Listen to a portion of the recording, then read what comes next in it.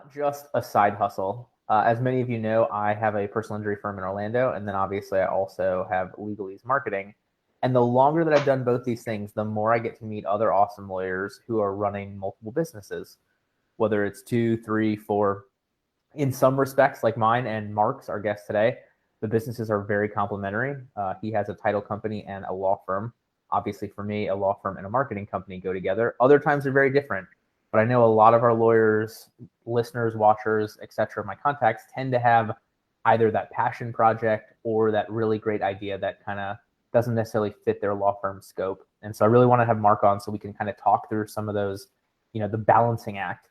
Obviously, solo lawyers, you're wearing a million hats. As you grow a business, you get to wear fewer hats, but then you add a second business into it and you bring back more hats. So I'm super excited to have this chat.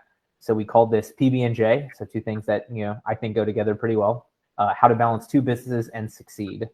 For those of you that don't know Marc Brown, he is in South Florida. He has been operating the title company since 2017, and then also has a law firm that goes very well hand in hand with the title company as well.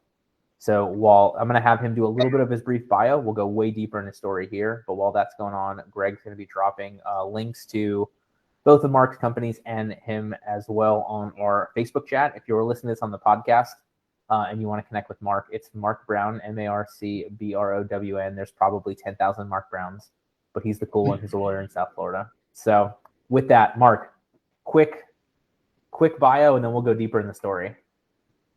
Sure. I've been practicing since 2006. So when I graduated law school, I was in South Florida. Foreclosures, real estate, that was really what was all going on. I jumped back and forth to a few different firms through the years. I did a lot of foreclosure work for the banks for about 6 of those years, and then finally in 2016, I was approached by a random email from a business broker about this title company that was for sale, and I was looking to go on my own. I really wanted to try to have the freedom, the time to take care of things. I was having a new son born the next year, and it worked out. I ended up taking over this title company for an attorney who had it for about 40 years. He was retiring, and the rest is history. I started in the January 2017, and I've been building that since. And then now I've been trying to really build my affiliated law firm as well, Marc Brown, PA. I love it. I want to go deeper in that in a little bit, but I do want to talk about our last episode. Our last episode aired last week with Keely Herrick. Sorry, I am tripping over my words today. It was a trademarks attorney journey to growing a law practice. Keely has a really interesting background. She actually worked on some soap operas before going to law school. So it's very cool to see how you can tie all those things together and bringing that into your law firm, especially with the trademark practice. Two things that don't seem like they go hand in hand, but ultimately have many similar skill sets. All right, so Marc, I gotta paint the picture here. So you're sitting at a desk, and in comes this email just totally out of the blue, like just randomly, hey, there's this title company, we think you should buy it. Yeah, I mean, I used to get emails from recruiters all the time, but it was always, the same jobs. And also it was from a business broker. I don't know if they were like searching out for just attorneys. And it was basically, title companies for sale. And I reached out and one thing led to another and ended up purchasing it. That's so interesting. And so what were you doing, like not at that moment, going through email, but like at that time you were working in another firm? I got laid off about 6 months before that, and I was doing contract work for a foreclosure litigation firm down in Miami, and I really wasn't sure what I wanted to do next. I was driving an hour back and forth every day, commuting, and at that point, I was kind of at a crossroads, and this came up, and I'm like, oh, this is a great idea. Started talking to my wife about it, and we next thing we know, we were doing it. It's so interesting. So for me, I always talk about one of my biggest mistakes being buying another company. For you, I think it's the opposite. I think that's been one of the positive thing for you. Am I right? Yeah. So it's I think one of the things that led me to it was a little different than just buying a law firm where it was a book of business. The title company, the name was All Florida Title Company. It had been around for 40 years. The owner had relationships with a lot of investors and clients who were consistently bringing the business over. And one of the things we even did during due diligence was met with all of them and made sure that they were going to continue with us, and they liked me, and that was one of the things that sealed the deal, that I wasn't going to have to start from scratch and just hope that past clients would send business over. So I've got to believe that the former owner definitely had a specific type of person he wanted to take it over if he's going to transfer over the referral relationships too. Yeah, I mean, he liked, when he met me that, I was just starting a family, I've been married for 6 or 7 years at that point. But at that point, we didn't have any kids yet, and he liked that. He liked that. I was excited to grow it, and I liked the staff, which one of the things that stayed on the staff that was with me. So it was a good relationship. We went to lunch a bunch of times, and he really took a liking. There we go. I love it. I know Victoria Collier being one of the biggest proponents of this on Facebook, talking about that turnkey business, that turnkey law firm. It sounds like you got pretty dang close to that. Yeah, I mean, I was scared obviously at first. I wasn't sure what was going to happen. I didn't even have a lot of title experience. I had a lot of real estate litigation experience, but it really, I came in there. From year after year, I've been able to kind of step back more into a management role and less, day-to-day stuff, especially once, the team that was in place got to know me and understood that, I trusted them and they didn't need to, really start again. So if you could mind meld yourself, excuse me, from right now to like day one of, Marc Brown buying this title company, what are the couple things that like either you wish you knew or you wish you had focused on earlier, or, something along those lines? I think that I wish I really focused more on growing the business at that point, as opposed to still thinking, I'm just a lawyer. It's a different practice area now, and going through that motion. That's one of the things I've learned from Max Law, from you guys, all these different marketing companies to run a business, and that I definitely wish I'd done that at first, because it took a few years to really get to that point. What were some of the biggest hurdles in terms of that switch to business, or the most important things that you learned to help you make that switch? Biggest hurdle is, I guess, really trusting the team and knowing that they could do everything. They didn't need to have me on every single file, every single closing, and also the clients that would understand I'm there. I'm a lawyer in the background reviewing everything, but I have a team in place that's they can trust and can handle most of the calls and everything that they need to do. So, and I mean, look, I'm a Florida attorney, but I'm an idiot about most things. I saw you guys had the very nice LinkedIn post this morning that talked about one of the unique things being, being attorney owned and attorney operated. Do you know like what percentage of title companies in Florida have that, or? Oh yeah, so Florida is unique in that you can just go be a title agent and have a title company, and that's one of the things that we're competing with on a day-to-day basis, because you can be an attorney and do title work. You don't have to have a title company. There's a little different as far as what we can do with marketing and things like that. But I'd probably say about maybe half the title companies are owned by attorneys. Gotcha. And when you have that, you get title company and you get an attorney. Otherwise, you're dealing with realtors a lot of times who just have a title company like, here, go use this person who just took a class and now they're a title agent. And I got to be honest, as much as I love passing referrals now, when I bought my house, I was a state attorney. I didn't know anybody. And I can't even tell you what title company I used to buy my house. So Yeah, I mean that's everybody I know. A lot of my friends still, they forget. That's one of the things that you try to embed in people. Look, you want to have a lawyer working with you. You don't pay more for having me involved or my firm involved. You're getting a lawyer to review everything hand in hand. And for, I don't know, 99% of people, I have to imagine your house purchase is the largest amount of money that you are putting on anything. Exactly. Yeah, definitely.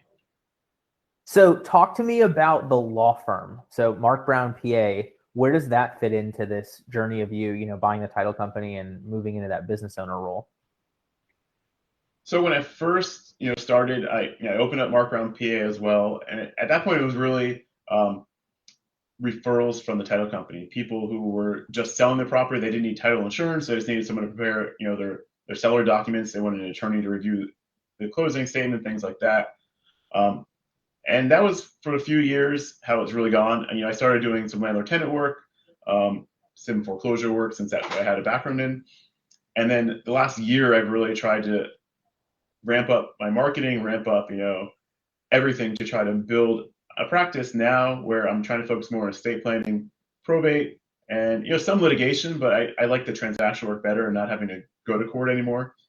Even though now everything's changed in the last 2 years when you can do it all from your office anyways. But That's true. I mean, I love that law firm origin story from the standpoint of you already had these clients that had this need that you could solve as a lawyer that, separate from a title company. But when it came time to grow the firm and switch into, estate planning and the more transactional stuff along those lines, where did that come up? Like as far as the time frame or just in? No. Like what called you to want to do the estate planning stuff? Oh, it was a natural fit with the title work. A lot of people, they're buying a house, they want to have an estate plan, want to make sure they're planning for the future. One of the things I really want to focus on and trying to is younger families who are just making that home purchase and they don't have a will. And people learned that in the last 2 years during COVID that, you need to have an estate plan no matter what kind of a size of estate you have. Gotcha. All right. So again, a very natural hand in glove fit between the title company clients needing the legal services. Yes, very, very, very tied together. And people keep telling me that all the time. Oh, you have this base. You don't need to do this, this, and this. You have all these clients already that you can, market to and work with. And I've really been trying. That's really clicked in the last year. I've been trying to, focus on that more and try to really do that. Well, there's so many things that talk to us about like, don't worry about a product, find an audience that needs something, and then you sell what they need. And so in this situation, you've got the benefit of building the audience through a client base, but obviously you're listening to what it is that they need from you, on top of title insurance, on top of the title transfer, et cetera. Mm-hmm. Yeah, because it's really cyclical. Either, it's you buy a house, then someone passes away, and then they have to do probate, or there's probate and they're trying to sell the house and they need to do the title work. Same with estate planning. It all goes hand in hand. So those are really why I focus on those practice areas, because it's all a lot of times the same people, or they have the same needs and don't realize they do. Totally. It's interesting because from my perspective, like legalese started because Jordan Law needed legalese more so than like my clients don't really need legalese. In your situation, it comes right from the clients. But like I always find that you get kind of the best understanding of your audience when either you are your ideal client or you're coming out with this, secondary offering for the clients you already have.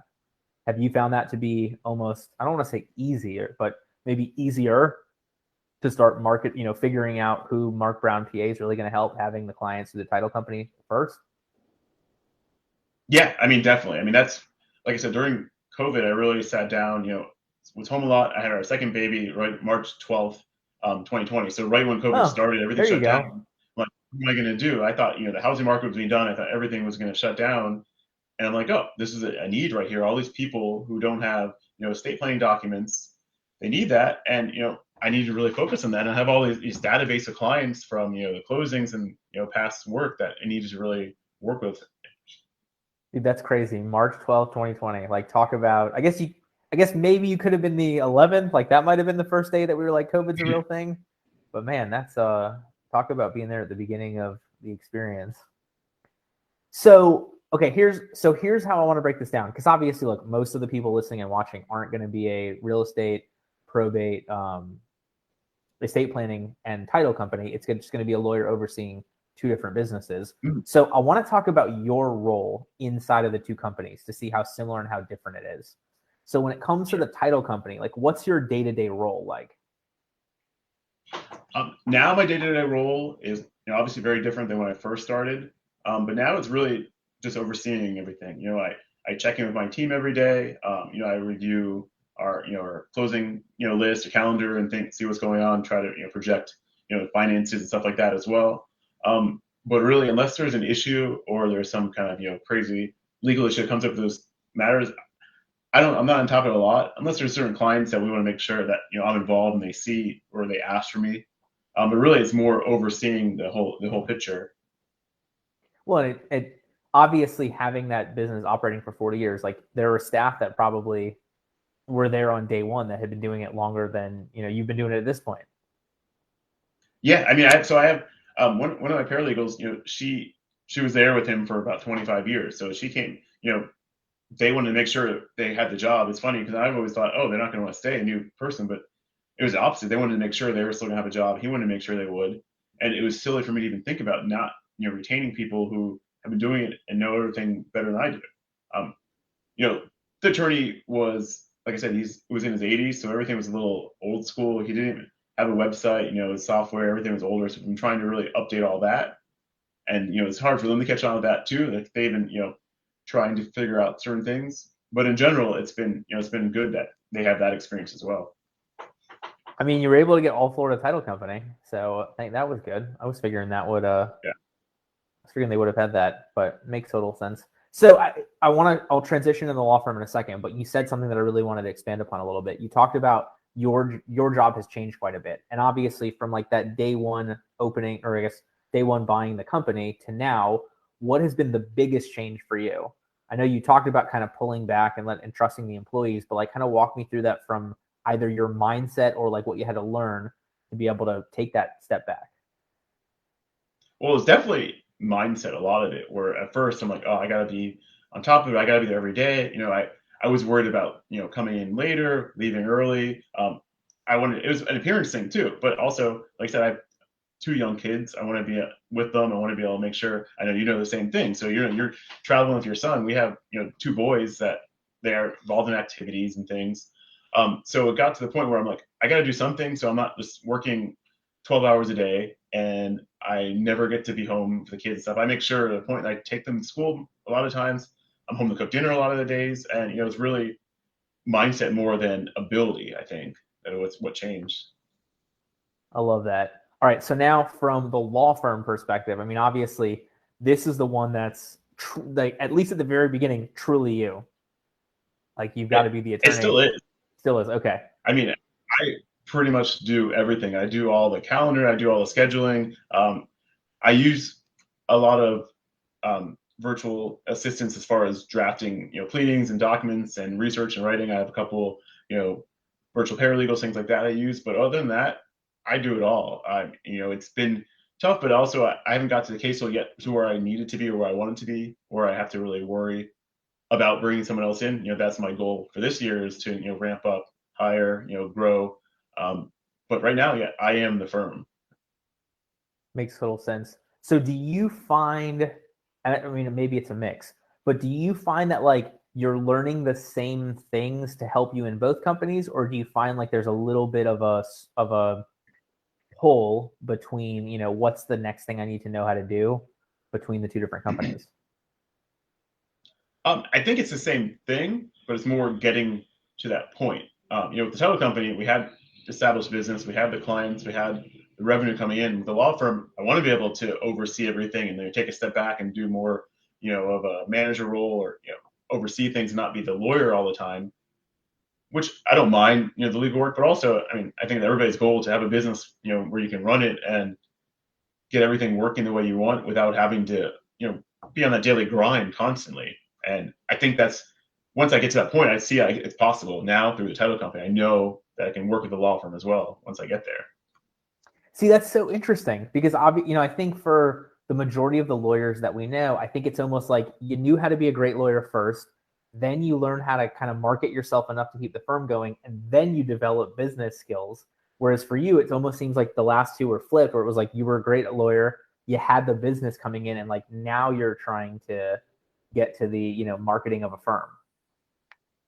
Yeah, it's true, because I know, like, I worked for large firms, I worked for small firms, and one of the things that me and other friends in law school, we always talk about how so many lawyers don't know how to run a business.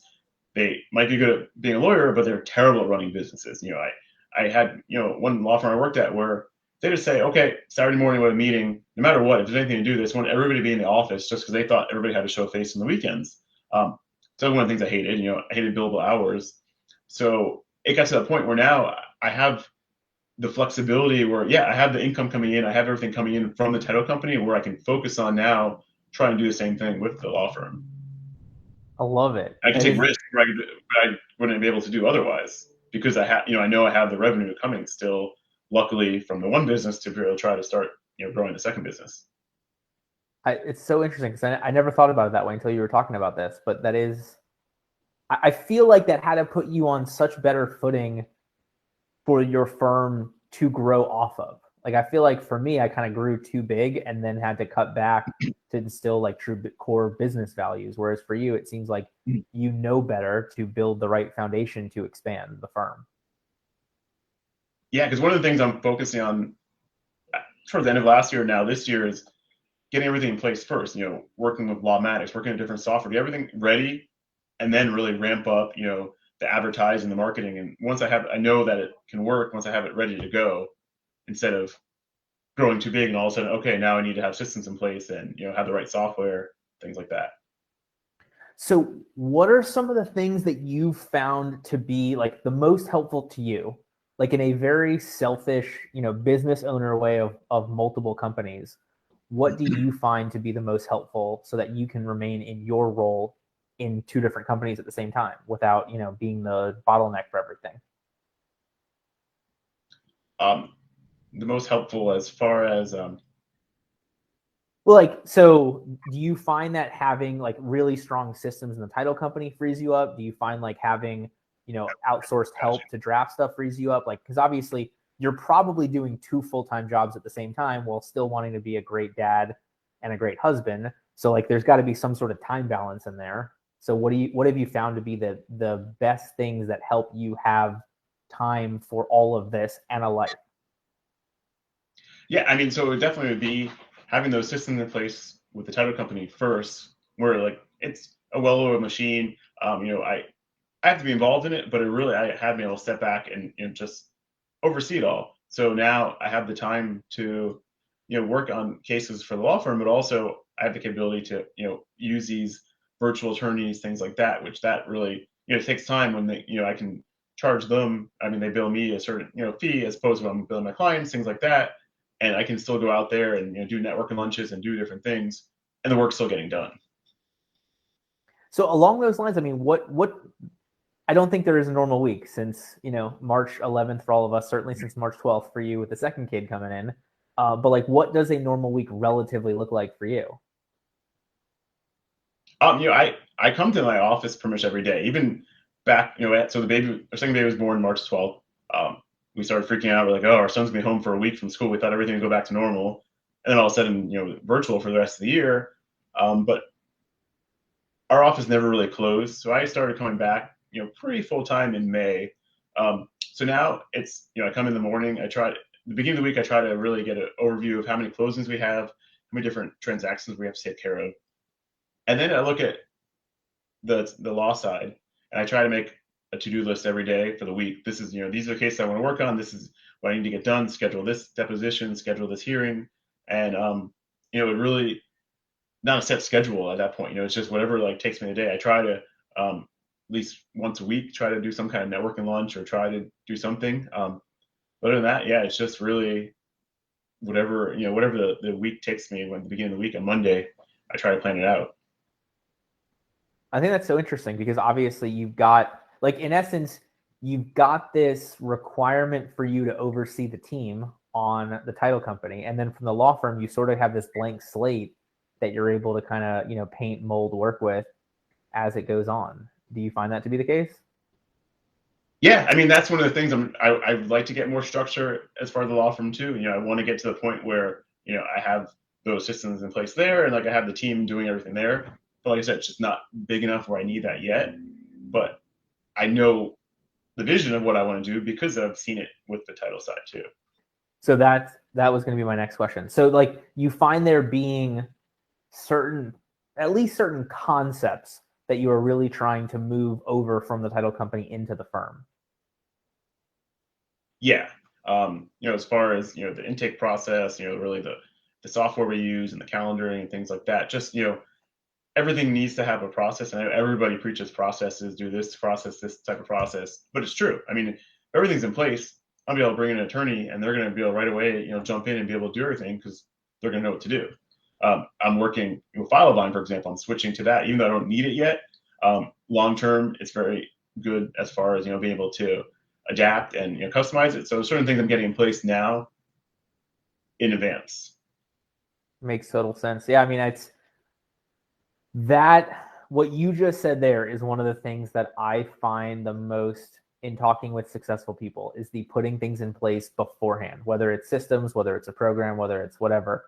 I did not do that. And I guess I learned a ton from that, but mostly it was to do exactly what you're talking about. So I'm glad to see you avoiding some of the pitfalls that I threw myself into stupidly.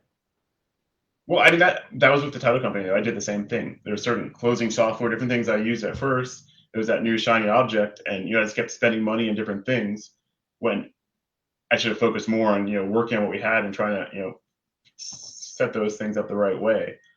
So I think I've definitely learned that also.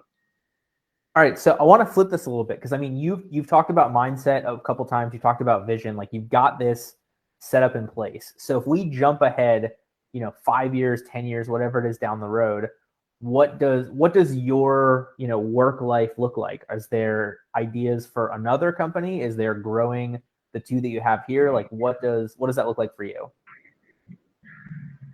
So it's two-tiered, I guess. And my first goal is to grow the law firm, get to a point where I have a few attorneys working with me, really trying to focus on growing estate planning, probate, things like that. But yeah, so I can kind of oversee it the same way I do with the title company. But then also I have some other ideas in the back of my head. I've claimed a couple domains to start. Because All Florida is a good name. So I thinking about getting my mortgage license. Trying to I have my real estate license as well, so which I don't use that much, but sometimes I have clients who are looking to buy properties, and I can try to help them get the contract out, get them a deal on the commission, things like that. But also becoming a real estate broker, so I can kind of really do it all in one. The title, with the real estate transactional stuff, and then even the mortgage if they want, and then they can come to us to do all the planning after the law side. There you go. And again, you go back to it's that same client now through potentially 4 different companies, and obviously like we get a stamp of approval or a credibility bump, by being lawyers. So I love that you're harnessing that in the same vertical. Greg will correct me if I'm wrong. I think it's the same vertical. Sounds right. I mean, I think hearing nothing, I think we're good. Yeah, absolutely.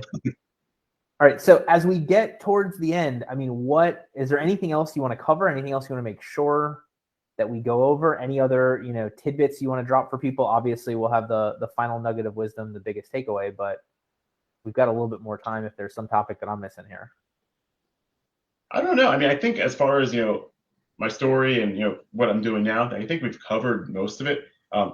My tidbit's kind of the same as my nugget of wisdom, so I don't know if I want to, say it now, then I have to come up with another one, but I don't know if there's anything else that, you guys wanted to focus on as well, but I mean, I think, this has been a good conversation for me too, because I never always take a step back and look back and think what I've done. And sometimes I'm like, oh, I'm just so unorganized and everything's just all over the place. And then I realize sometimes I actually do have a good plan in place. Yeah, dude, it is like, I mean, I guess I'll share my story to kind of go on what you're talking about. Like I bought a company that had no systems and processes, that did not have, a great staff who knew what was going on. And there was like, it was a different industry anyway, but I learned so much from it having to put that stuff in place because I was drowning, as opposed to kind of you coming in with that solid foundation.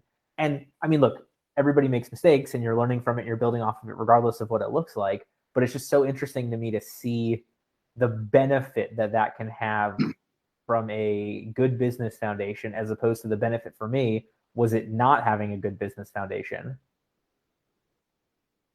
Yeah, I mean, it's very true. I mean, and I didn't know what to expect. There's a chance everything could have been bad. I could have lost all the clients and I had to start from scratch anyways. But luckily that worked out, and it turned out to be a good decision. But there's definitely been bad decisions, and I know about other people who've tried buying a book of business from their lawyer, things like that, where it doesn't really pan out the way it should. Yeah, well, I think the interesting, I mean, look, like traction, coaching, whatever. We'll talk about like your unique selling proposition, your 3 uniques, whatever it is. I think it's so interesting. It sounds like from the story that you're explaining, it sounds like the former owner was trying to keep a lot of those same uniques, was trying to keep that lawyer owned and operated thing, was trying to keep, the great staff. And so it was really cool to see that be helpful for you, even changing, the face at the top. Yeah, I mean, it definitely was a good foundation. He had it, obviously he was successful, did it for a long time, 40 years or so. I think one of the things that also helped was the name too. Side note, because it wasn't, the law office such and such, where, All Florida Title Company, it was a name that I can take over, and people didn't really necessarily always know who the owner was. It was more dealing with the paralegals and the staff and the close signers and stuff like that. I know, unlike those idiots that name their law firm after themselves. That's, I can never do the same Jordan thing with Law. law firm.